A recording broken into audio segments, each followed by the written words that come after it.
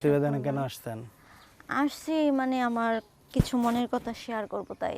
কি কি মনের কথা শেয়ার করতে চান? মনের কথা শেয়ার করব মানে আমার পাশে থাকার মতো এমন কেউ নাই।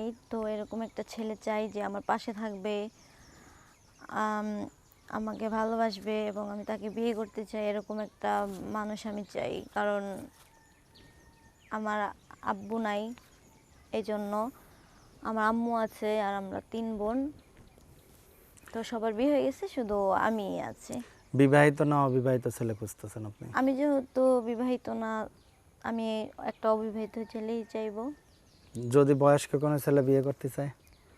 আম, বয়স্ক যদি করতে চায়, হুম। যদি সে আমার দায়িত্ব নিতে পারে, আমার ফ্যামিলিকে দেখাশোনা করতে পারে, মানে আমি তো অসহায় না, যদি আমার পাশে দাঁড়ায় তাহলে আমার কোনো আপত্তি নেই।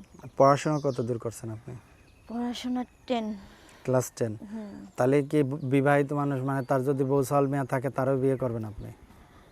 বুঝলাম না। মানে যদি আপনার বিবাহিত কোনো ছেলে বিয়ে করে তার যদি ওই ঘরে বাচ্চা কাচ্চা থাকে আপনি তাকেও বিয়ে করবেন? তাতেও আমার কোনো সমস্যা নাই। সে আমিও তার সব কিছু জেনে শুনেও করবো আর সেও আমার সব কিছু জেনে শুনেই করবে। আচ্ছা, তো এখন আপনার দেশের বাড়ি কোথায় বলছিলেন? রাজশাহীতে। আপনার নাম কি? আমার নাম আখি। আখি।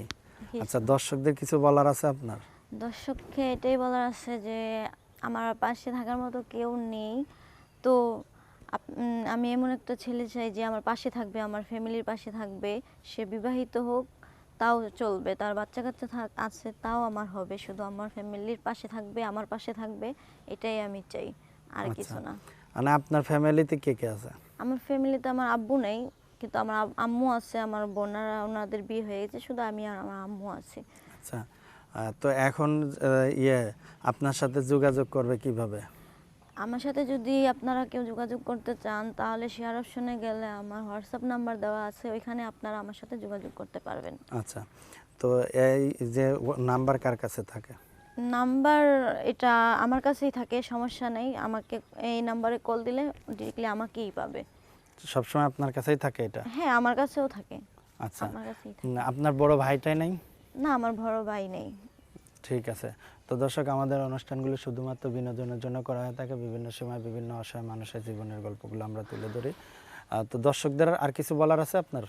দর্শককে হ্যাঁ এটাই বলবো যে আমি একটা অসহায় মেয়ে, আপনারা আমার পাশে থাকবেন। আমি চাই যে আপনারা আমার পাশে থাকেন।